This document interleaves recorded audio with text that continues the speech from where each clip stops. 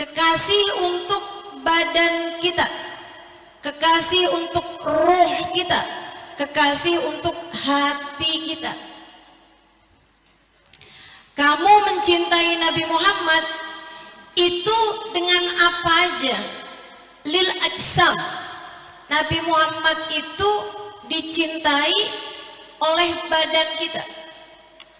Maksudnya gimana? Nabi Muhammad itu kita cintai dengan mata kita, dengan telinga kita, dengan lisan kita, dengan tangan kita, dengan kulit kita. Kita cintai Nabi kita Muhammad sallallahu alaihi wasallam. Itu sebabnya kenapa Allah Subhanahu wa taala menjadikan Nabi kita Muhammad manusia yang indah semuanya. Biar mata kita mudah mencintainya.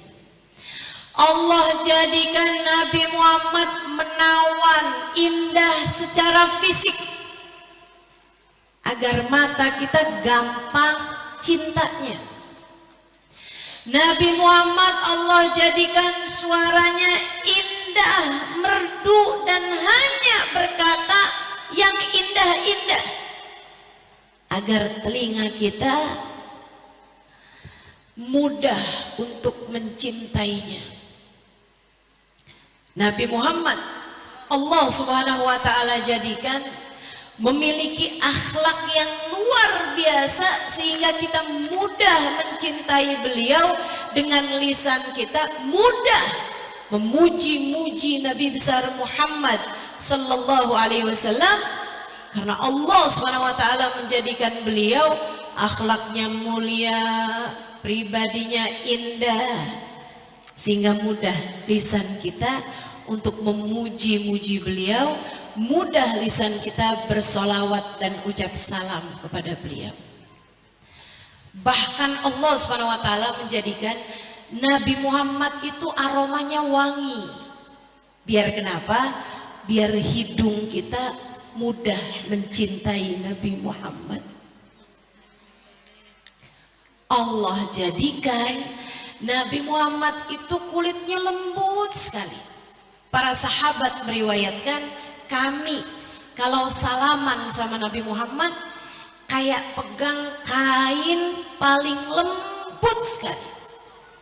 Sahabat yang lain meriwayatkan, saya udah pernah kepegang sesuatu yang paling lembut, katun, sutra, atau apapun, akan tetapi tak pernah pegang sesuatu lebih lembut daripada kulit Nabi besar Muhammad sallallahu alaihi wasallam.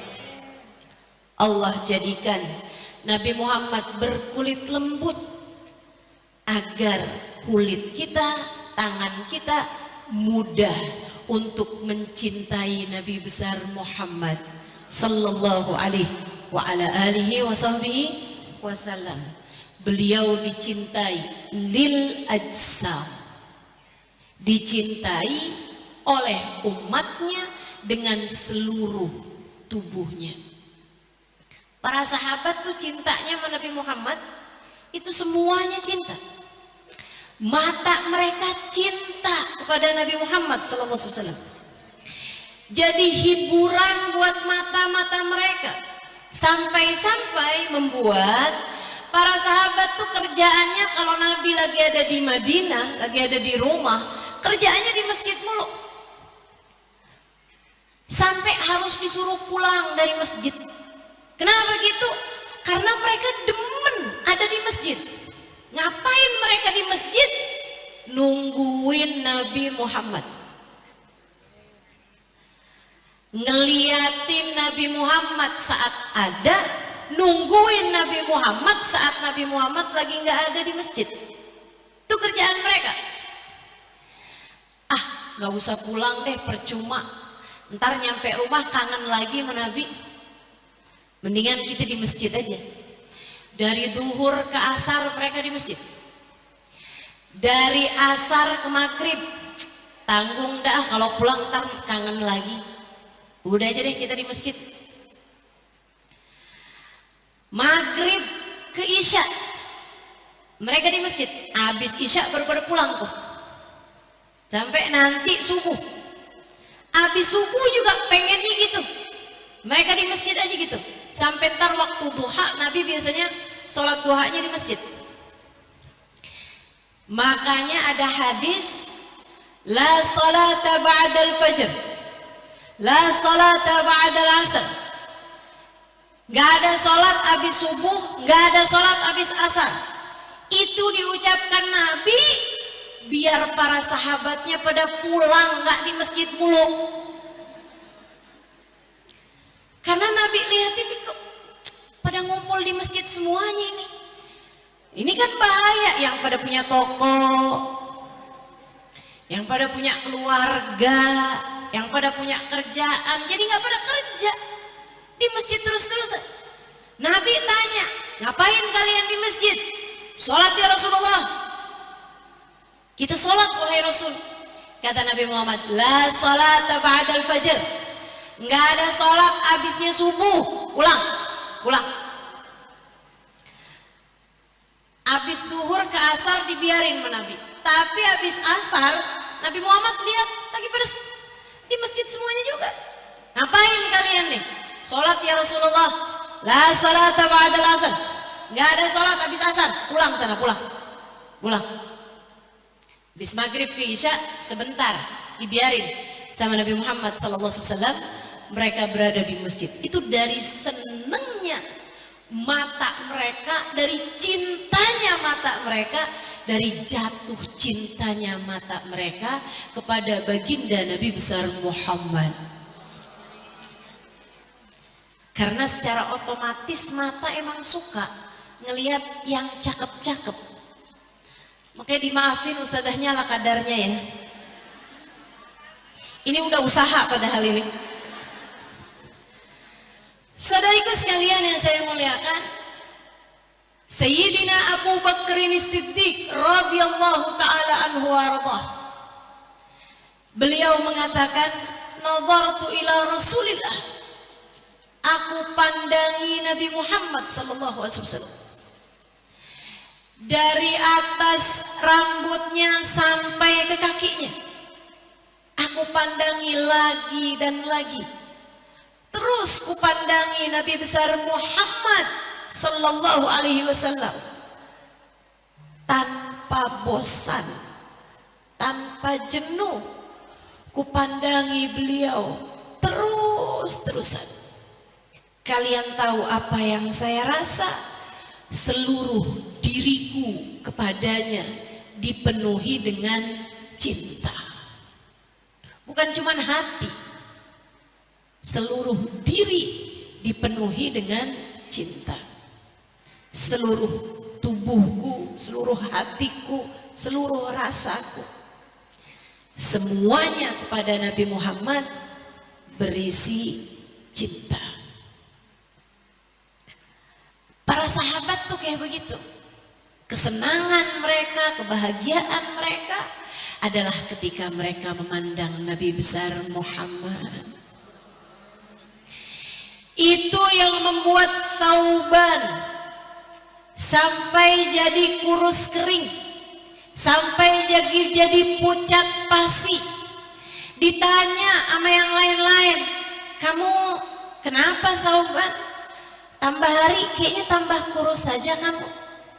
Tambah hari kayaknya kamu tambah pucat aja. Sakit Thauban? Thauban diem aja. Nggak apa-apa. Kayak cewek kalau ditanya sama suaminya, kamu lagi kenapa sih? Nggak apa-apa. Tapi pas suaminya nggak nanya, nggak peka. Ada yang begitu di sini? Mana orangnya? Saya. Khas perempuan banget tuh. Saya kalau lagi kayak begitu, saya ingat-ingat, emang bener perempuan nih saya. Masya Allah. Saudaraku sekalian, Thauban. Sampai satu hari yang datang bertanya kepada Thauban adalah Nabi besar Muhammad. Nabi ketemu Nabi ajak ngobrol. Kata Nabi, ya Thauban, mali araka nahilal jism musfarrul laun. Kamu nih kenapa Thauban? Tambah hari kok tambah pucat, tambah hari tambah lemah, tambah hari tambah kurus saja kamu Thauban. Kamu sakit? Lah ya Rasulullah. Enggak saya Rasul, saya enggak sakit. Ghairu anna amran ahammani, hanya saja saya ini sedang kebebanan pikiran. Saya lagi punya beban dalam kehidupan yang membuat saya, karena beban ini tiap mau makan hilang nafsu makan saya Rasulullah. Tiap ingat beban saya ini wahai Rasul, udah mau tidur hilang ngantuk saya Rasulullah. Bikin saya nggak nyenyak tidur, nggak enak makan, jadi kurus. Apa itu bebanmu wahai Thauban? Adirni ya Rasulullah. Malu Thauban mau ceritanya. Adirni ya Rasulullah. Maafkan aku wahai Rasul, boleh gak cerita aja enggak? Nabi bilang, ceritakanlah padaku wahai Thauban. Siapa tahu saya bisa mengurangi beban pikiranmu tersebut. Ini agak repot nih. Karena yang menjadi bebannya Thauban ternyata adalah Nabi Muhammad. Thauban kemudian menunduk dalam dan mulai bercerita. Rasul, saya belakangan ini lihat diri saya. Saya ini adalah seseorang yang kuat wahai Rasulullah. Saya kuat nahan lapar. Saya kuat nahan haus. Saya ya Rasulullah tahan untuk kau ajak pergi perang. Berhari-hari dalam keadaan kesusahan saya kuat ya Rasulullah. Saya bahkan kuat dan tidak pernah takut menghadapi musuh seperti apapun musuh tersebut. Ya Rasulullah, saya juga kuat terhadap urusan perempuan. Nggak kawin gitu saya juga nggak apa-apa ya Rasulullah. Saya kuat terhadap apapun. Tapi beberapa bulan terakhir ini saya tahu ternyata ada hal yang saya nggak kuat menanggungnya ya Rasulullah. Mada kayak Thauban?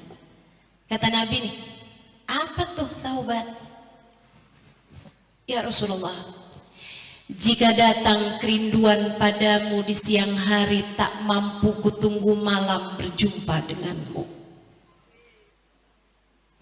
Jika datang kerinduan padamu di waktu malam, tak sanggup kutunggu siang untuk berjumpa denganmu.